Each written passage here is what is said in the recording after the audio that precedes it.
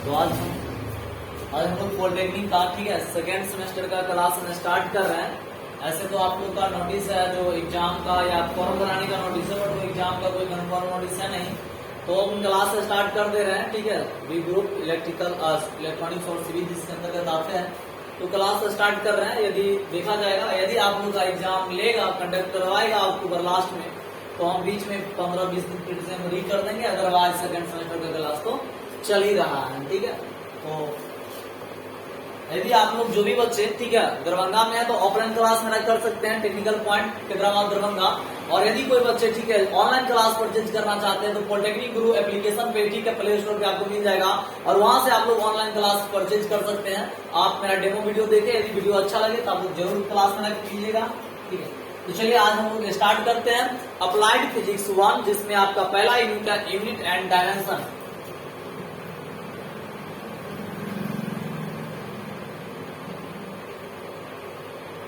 Unit and dimension. तो सबसे पहले हम लोग यहाँ पे स्टार्ट करेंगे एक टर्म फिजिकल क्वांटिटी से।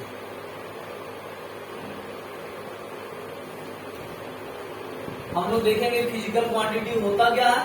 हम कल भी मैंने बताया था, आज भी फिजिकल क्वांटिटी जिस क्वांटिटी को ठीक है मेजर किया जा सकता है, जिस क्वांटिटी को हम लोग मेजर कर सकते हैं वो क्या कहलाएगा, फिजिकल क्वांटिटी कहलाएगा।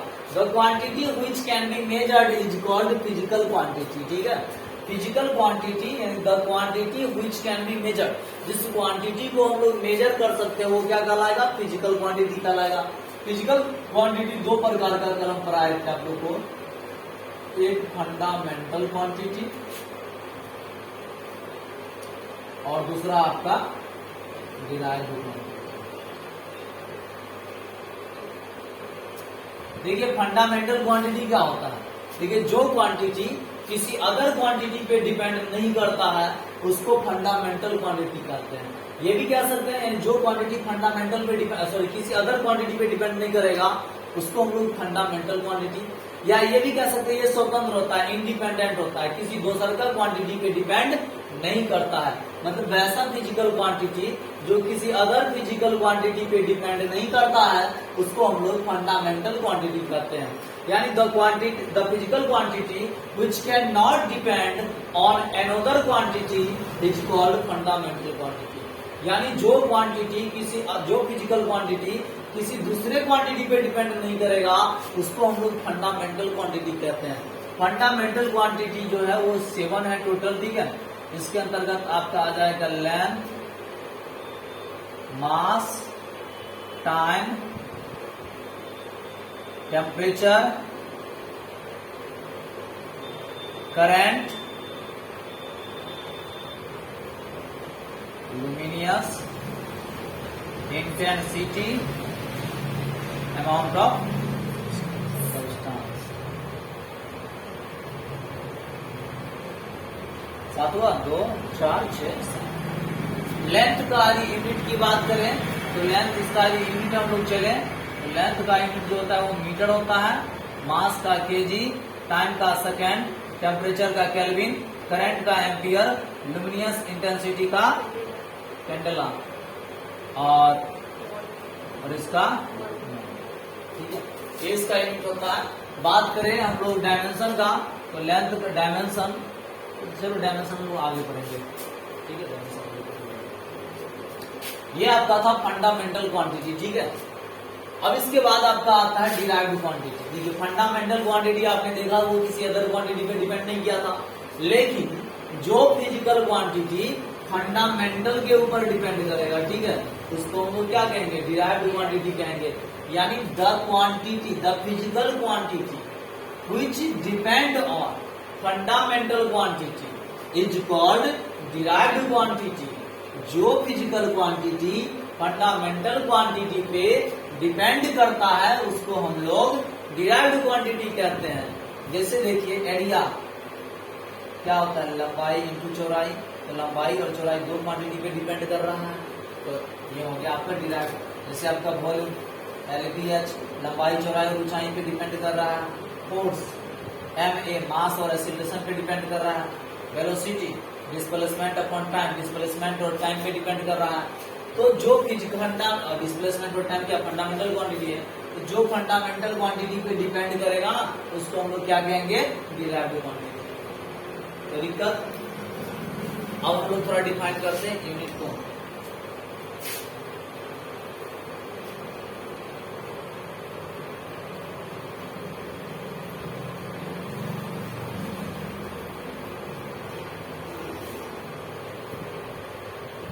देखिए यूनिट क्या होता है,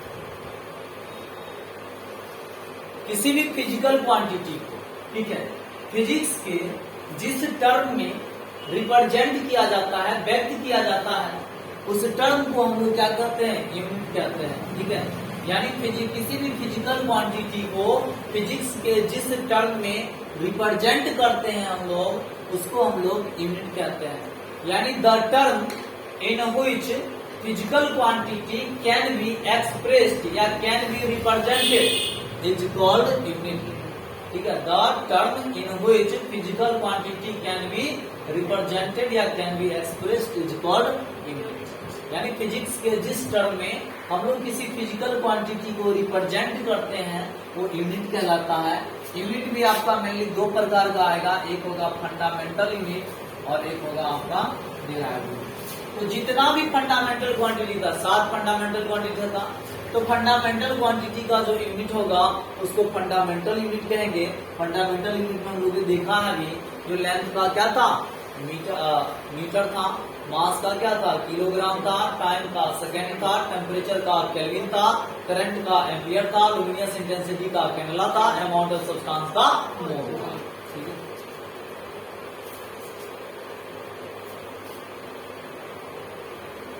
दो और होते हैं। ठीक है, फंडामेंटल यूनिट में आ जाते हैं सप्लीमेंट्री यूनिट, जिसमें आपका प्लेन एंगल जिसका रेडियन होता है और सॉलिड एंगल जिसका यूनिट स्ट्रेट रेडियन होता है। ठीक है, रेडियन को आरएडी से रिप्रेजेंट करते हैं, स्ट्रेट रेडियन को एसआर से। ठीक है, तो डिराइव्ड यूनिट क्या होगा, तो भाई डिराइव्ड क्वांटिटी का जो भी यूनिट होगा वो डिराइव्ड यूनिट कहलाएगा, और डिराइव्ड यूनिट जो होगा वो फंडामेंटल यूनिट पे डिपेंड करेगा। जैसे हम अभी हम निकालते हैं वेलोसिटी, डिस्प्लेसमेंट अपॉन टाइम, तो डिस्प्लेसमेंट क्या है, लंबाई है, तो इसका यूनिट क्या हो जाएगा, मीटर, और टाइम का क्या हो जाएगा, सेकेंड, तो क्या बन गया, मीटर पर सेकेंड बन गया।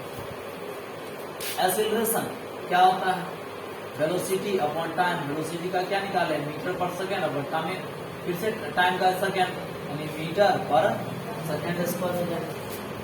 इजीली आप किसी का भी यूनिट निकाल सकते हैं। तो एक नंबर ऑब्जेक्टिव में आपसे पूछ देगा, जैसे फोर्स का निकालना है, F बराबर, हमको फॉर्मूला खाली पता होना चाहिए।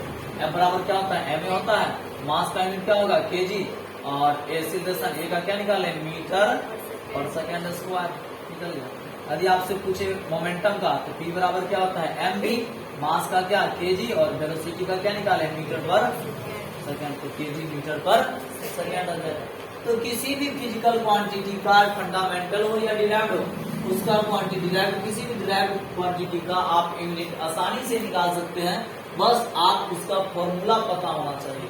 यदि उसका फिजिकल फॉर्मूला, किसी भी फिजिकल क्वांटिटी का यदि आपको फिजिकल फॉर्मूला पता है, तो उस फॉर्मूला की सहायता से आप आसानी से उसका यूनिट निकाल सकते हैं। No doubt. चलिए आगे हम लोग यहाँ पर से बढ़ते हैं।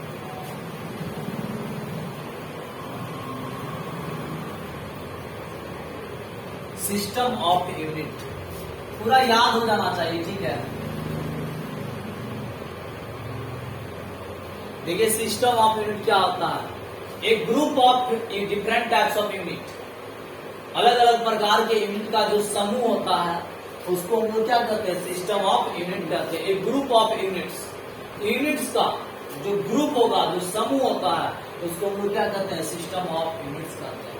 सिस्टम ऑफ यूनिट जो है वो मेनली 4 प्रकार का हमको पढ़ने को मिलता है। पहला जो है आपका वो MKS यूनिट सिस्टम, दूसरा आपको मिलेगा CGS यूनिट सिस्टम, तीसरा आपको मिलेगा FPS यूनिट सिस्टम, चौथा आपको मिलेगा SI यूनिट सिस्टम। ठीक है, तो 4 प्रकार का यूनिट सिस्टम है, MKS, CGS, FPS और SI। ठीक है, देखिए इसमें आपको 3 फंडामेंटल क्वांटिटी कंसीडर किया जाता है, लेंथ, मास और टाइम। ध्यान रखिएगा 3 फंडामेंटल क्वांटिटी आपका लेंथ, मास और टाइम कंसीडर किया जाता है। ठीक है, तो जिस यूनिट सिस्टम में लेंथ का यूनिट मीटर हो, मास का यूनिट किलोग्राम हो और टाइम का यूनिट सेकेंड हो, उसको हम लोग क्या कहेंगे, MKS सिस्टम कहेंगे। ठीक है, जिस यूनिट सिस्टम में लंबाई का यूनिट मीटर, मास का यूनिट केजी किलोग्राम और टाइम का यूनिट सेकेंड हो, उसको हम लोग MKS यूनिट सिस्टम कहते हैं। ठीक है, ये फ्रांस का देन था। ठीक है, MKS यूनिट सिस्टम जो था ये फ्रांस में डेवलप हुआ था। ठीक है, फ्रांस नाम का देश का नाम है जिसका राजधानी क्या है, पेरिस। दूसरा है आपका CGS unit system, centimetre gram second. मतलब लेंथ का यूनिट सेंटीमीटर होगा, मास का यूनिट ग्राम होगा और टाइम का यूनिट यहाँ पे क्या होगा, सेकेंड होगा। लेंथ का यूनिट सेंटीमीटर, मास का यूनिट ग्राम और टाइम का यूनिट सेकेंड होगा। तो इसको हम लोग क्या कहेंगे, CGS यूनिट सिस्टम कहेंगे। तीसरा है आपका FPS unit system, foot pound second unit system, foot pound second unit system. तो याद रखिएगा जिस यूनिट सिस्टम में लेंथ का यूनिट जो है वो फुट हो, मास का यूनिट आपका पाउंड हो और टाइम का यूनिट सेकेंड हो, उसको हम लोग FPS यूनिट सिस्टम कहते हैं। लेंथ का यूनिट फुट, मास का यूनिट पाउंड और टाइम का यूनिट सेकेंड। और ये FPS सिस्टम ये देखिए, ये दोनों जो था ये आपका फ्रांस का देन है, फ्रांस में डेवलप हुआ था, MKS और CGS। लेकिन FPS जो है ये आपका जो ब्रिटेन का देन है। ठीक है, ब्रिटेन का ये देन है। ठीक है, याद रखिएगा कुछ बात आप, 1 पाउंड जो होता है वो 456 ग्राम के लगभग बराबर होता है, 456 ग्राम का। 1 फुट जो होता है वो 12 इंच का बराबर होता है और 1 इंच जो होता है 2.54 सेंटीमीटर के बराबर। ये सब काफी इंपॉर्टेंट डाटा है। ठीक है, अब हम लोग इससे आगे लास्ट बढ़ते हैं, ऐसा यूनिट सिस्टम, फुल फॉर्म इसको हम लोग बोलते हैं सिस्टम ऑफ इंटरनेशनल। ठीक है, system of international unit system. तो हम लोग देखते हैं ये क्या था, तो हुआ क्या, देखिए इसका कहानी आप सीधा समझिए। मान लीजिए ऐसा यूनिट सिस्टम होता क्या है, 4 लड़का अलग अलग है। मान लो कोई लड़का है वो गया, हिंदी भाषी लड़का है और वो चला गया मान लो पाकिस्तान। ठीक है, और वहाँ मान लो उर्दू बोलने वाली उसको लड़की मिल गई। ठीक है, तो बेचारा ठीक है उस लड़का को वो लड़की पसंद आ गई, तो उस लड़का का लव अफेयर जो आगे बढ़ ही नहीं सकता है। वो बोलेगा आई लव यू, वो समझेगा हमको गला चप्पल से मारेंगे, वो जुत्ती बोल के मारेंगे, तो ये गड़बड़ हो जाएगा। ठीक है, तो वो क्या दिमाग लगाएगा, भाई ऐसा लैंग्वेज प्रीफर करे जो हम भी बोले और वो भी बोले। तो इसी तरह से क्या होता था, पहले जो अलग अलग कंट्री अलग अलग यूनिट सिस्टम यूज करता था, तो आपस में उनके बीच जो कंपेरिजन करने में काफी प्रॉब्लम होता था। ठीक है, तो इसके लिए क्या, अब देखो अलग अलग देश का रुपया अलग अलग होता है। यदि एक निश्चित पैमाना दिन है, जैसे डॉलर से मुकाबला किया जाता है ना सबको, यदि मान लो सबको मुकाबला नहीं किया जाता तो दिक्कत हो रहा होता। इसी तरह से तो सोचा गया कुछ ऐसा यूनिट सिस्टम लाया जाए ना जो पूरा दुनिया उसको माने। एक ऐसा यूनिट लाया, किसी भी हर एक फिजिकल क्वांटिटी के लिए एक ऐसा कॉमन यूनिट सिस्टम लाया जाए जिस यूनिट सिस्टम को पूरा दुनिया क्या करे, माने। तो इसी के लिए फ्रांस का शहर है एक पेरिस, पेरिस में एक सम्मेलन बुलाया गया और उस सम्मेलन में दुनिया के बड़े बड़े तमाम डॉक्टर, इंजीनियर और साइंटिस्ट पहुंचे थे। और उन लोगों ने एक डिसीजन लिया और उस डिसीजन में ये लिया गया कि जितने भी फिजिकल क्वांटिटी है सबका एक कॉमन यूनिट लिया जाए, जिस यूनिट को पूरा दुनिया माने, उस यूनिट को बोला गया SI यूनिट सिस्टम। कोई दिक्कत, कोई डाउट? ठीक है, सिंपल था ये। अब हम लोग इससे आगे बढ़ते हैं, डायमेंशन पे आते हैं। देखिए समझ में आना चाहिए इजीली, ठीक है, और लगे जो याद ही हो जाए। ठीक है, अब हम लोग आते हैं डायमेंशन पे थोड़ा।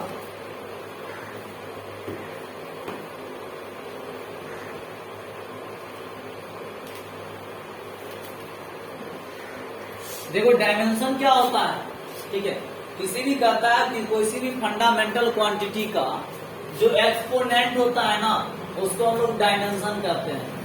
कोई फंडामेंटल क्वांटिटी, जो भी फंडामेंटल क्वांटिटी चाहे लें तो मास और टाइम कुछ भी हो, ठीक है, उसका जो आपका एक्सपोनेंट करने का मतलब उसका जो पावर होता है, ठीक है, जो उसका पावर होगा उसी को हम लोग क्या कहेंगे, उसका डायमेंशन कहेंगे। ठीक है, सिंपल है। ठीक है, तो आप कोई पूछे डायमेंशन का डिफिनेशन तो कह सकते हैं the exponent of any physical quantity which इंटर्स into expression.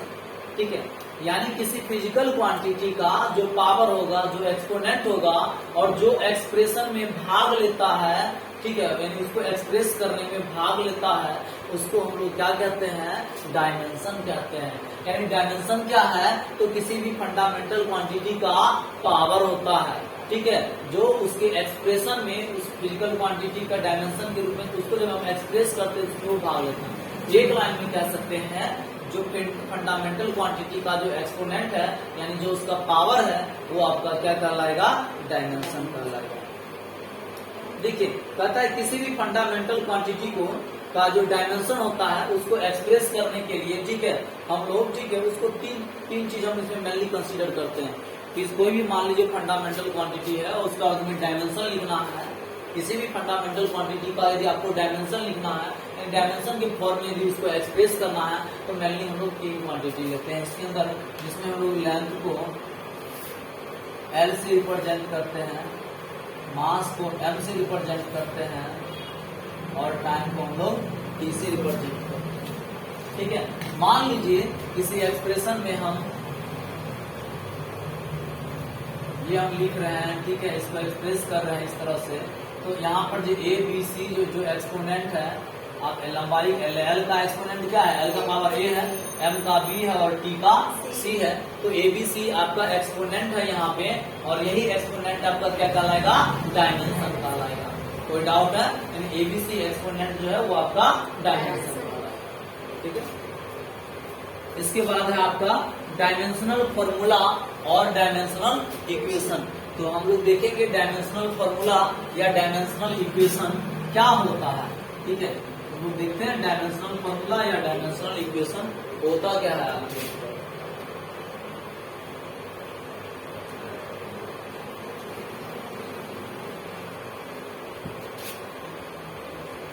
Dimensional formula और इक्वेशन क्या होता है, देखिए सिंपल सी बात है, ये कहता है एक ऐसा इक्वेशन, ठीक है, जो किसी फिजिकल क्वांटिटीज के बीच रिलेशन को दिखाता है, लेकिन किसके फॉर्म में, डायमेंशन के फॉर्म में। उस फॉर्मूला को या उस इक्वेशन को हम लोग क्या कहेंगे, डायमेंशनल फॉर्मूला या डायमेंशनल इक्वेशन कहते हैं। यानी सिंपल कह सकते हैं एक ऐसा फॉर्मूला या एक ऐसा इक्वेशन जो फिजिकल क्वांटिटीज के बीच रिलेशन को डायमेंशन के फॉर्म में दिखाता है, उसको हम लोग क्या कहते हैं, डायमेंशनल फॉर्मूला या डायमेंशनल इक्वेशन कहते हैं। ठीक है, तो सिंपल आप कह सकते हैं, ठीक है, कोई ऐसा कोई ऐसा फॉर्मूला या इक्वेशन, एक ऐसा फॉर्मूला या कोई ऐसा इक्वेशन जो फिजिकल क्वांटिटीज के बीच यानी फंडामेंटल क्वांटिटी या डिराइव्ड क्वांटिटीज के बीच का जो रिलेशन है, उस रिलेशन को दिखाने के लिए डायमेंशन का यूज करता है,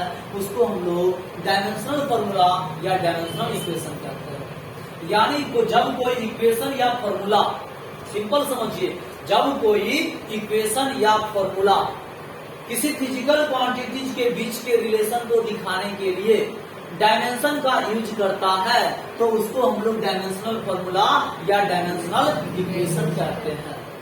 तो डाउट है तो बोलिए, ठीक है, इससे ज्यादा इजी लैंग्वेज में समझाना इम्पॉसिबल है। ठीक है, और देखिए खास करके मैं एक बात हर एक बच्चा को मैं बोल दूं, ठीक है, आप लोग कहीं भी पढ़ रहे हो, पर इतना याद रखिएगा, आप कहीं भी पढ़ रहे हो, ठीक है, पढ़िए वहां जहां आपका टाइम से सिलेबस यूज करता हो। नहीं तो ढेरों ऐसा टीचर आप लोग फर्स्ट सेमेस्टर में पढ़े हैं, देखे होंगे, आपका पैसा ले लिया होगा और सिलेबस खत्म नहीं किया होगा, जुत्ता से जाके मारिए, जुतियाइए बढ़िया से, ठीक है, रुपया लेके जो नहीं पूरा सिलेबस खत्म किया है। और सेकंड सेमेस्टर तो मत पढ़िए, कहीं और पढ़िए, मैं ये नहीं कहता आप मेरे यहाँ ही आके पढ़िए, आपको जहां पढ़ना है पढ़िए, लेकिन ऐसे, ठीक है, पागल कमीना टीचर के यहाँ मत पढ़िएगा, ठीक है, जो हरामी आपका पैसा ले ले और आपका सिलेबस यूज न करे। ठीक है, तो हम लोग आगे देखते हैं यहाँ पे डायमेंशनल फॉर्मूला या इक्वेशन था। तो हम लोग यहाँ एक चीज याद रखिएगा, देखिए फिजिक्स में हम लोग क्या बोलता है, लेंथ मास और टाइम को तीन, लेंथ मास और टाइम जो है आपका, ठीक है, तीन बेस डायमेंशन होता है, यानी बेसिक डायमेंशन जो है बेस डायमेंशन के रूप में हम लोग लेंथ, मास और टाइम यानी LMT ही हम लेते हैं, ठीक है।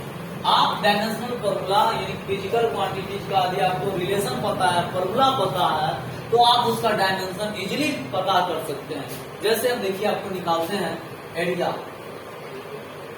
एल भी होता है, लंबाई का क्या होता है, लंबाई भी तो लेंथ ही है ना भाई, इसका भी एल हो जाएगा, और बी चौड़ाई ये भी तो लेंथ ही होता है, आखिर ये एल क्या हो जाएगा, एल स्क्वायर। यदि मान लीजिए वॉल्यूम है LBH, लंबाई चौड़ाई ऊंचाई तीनों के एक तरफ से लेंथ ही होता है, सबका एल ही हो जाएगा। क्या आ गया, यदि आपको मान लीजिए वेलोसिटी का निकाल रहा है तो क्या होता है, डिस्प्लेसमेंट अपॉन टाइम, डिस्प्लेसमेंट भी तो लंबाई है तो एल हो गया, और टाइम का क्या हो जाएगा, टी हो जाएगा, LT, ठीक है, LT -1 या LT इनवर्स बोलिए, ठीक है, कोई दिक्कत नहीं है। और ये मान लीजिए आप एक्सेलरेशन का निकाल रहे हैं तो क्या होता है, V अपॉन टी, वेलोसिटी का अभी जस्ट निकाले हैं क्या, LT -1 और टाइम का T, यानी ये क्या हो जाएगा, LT -2। कोई डाउट है, आसानी से निकाल सकते हैं मेरे ख्याल से किसी का भी आप। इससे भी ऑब्जेक्टिव में आपका एक जरूर पूछेगा,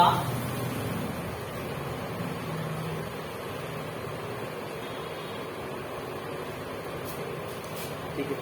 जैसे मान लीजिए आपको और भी कुछ हम निकाल के दिखाते हैं, फोर्स का निकालना है तो क्या होगा, MA, मास का क्या होगा, M होगा, और एरिया का भी जस्ट हम निकाल लेते हैं क्या, LT -2, यानी क्या बन जाएगा, MLT -2 निकलेगा। आप किसी का भी निकाल सकते हैं, बस आपको क्या पता होना चाहिए, फॉर्मूला पता होना चाहिए। फॉर्मूला यदि पता है तो किसी भी फिजिकल क्वांटिटी का आप यूनिट और डायमेंशन आराम से निकाल सकते हैं, ठीक है, सिंपल है, बहुत आसान है, इस तरह से किसी का भी आप निकाल सकते हैं, बस आपको फॉर्मूला पता होना चाहिए तो इसका फॉर्मूला क्या होता है। तो यदि आपको फॉर्मूला सही से याद है तो आप अपने एग्जाम में 2 नंबर ऑब्जेक्टिव में आराम से 2 नंबर आप ऑब्जेक्टिव उठा सकते हैं मार्क्स, ठीक है। और आप लोग पढ़ना स्टार्ट कर दीजिए, क्योंकि एग्जाम हो भी सकता है, नहीं भी हो सकता है, आप प्रमोट भी हो सकते हैं, आपका एग्जाम भी कंडक्ट हो सकता है। तो मेहनत करना अभी भी वक्त है, मेहनत करना स्टार्ट कर दीजिए, ठीक है। और यदि नहीं आप लोग का तैयारी हुआ है, ठीक है, तो आप जहां तक हम अभी हम पढ़ा रहे हैं, आप मेरा एक बार वीडियो देखिए, जरूर आप लोग को पूरा समझ में आएगा, और वीडियो पूरा देखें हम। चलिए हम लोग आगे बढ़ते हैं इसमें। अब डायमेंशनल एनालिसिस,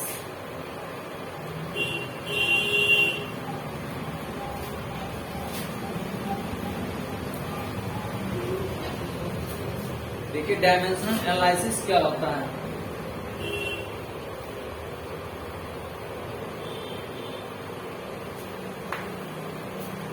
देखिए सिंपल है, डायमेंशन एनालिसिस।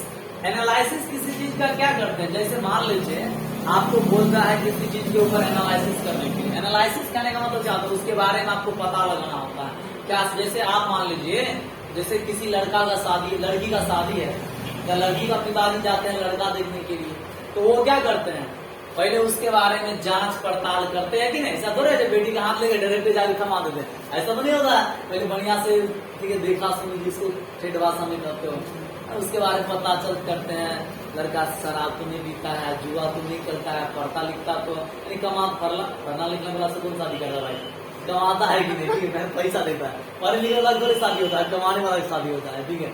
तो लड़का कमाता है या नहीं कमाता है, संस्कार कैसा है, ठीक है, जमीन वगैरह है कि नहीं है, घर अच्छा है, एवरीथिंग, ये सब चीज उसका, ठीक है, देखता है, ठीक है, बैकग्राउंड, फैमिली बैकग्राउंड क्या है, तो वो क्या उसका एनालिसिस करते हैं ना, वो जांच पड़ताल जो हुआ उसके बारे में, जो हम डिटरमाइंड कुछ निर्धारित करते हैं उसके बारे में, वही तो एनालिसिस है क्या।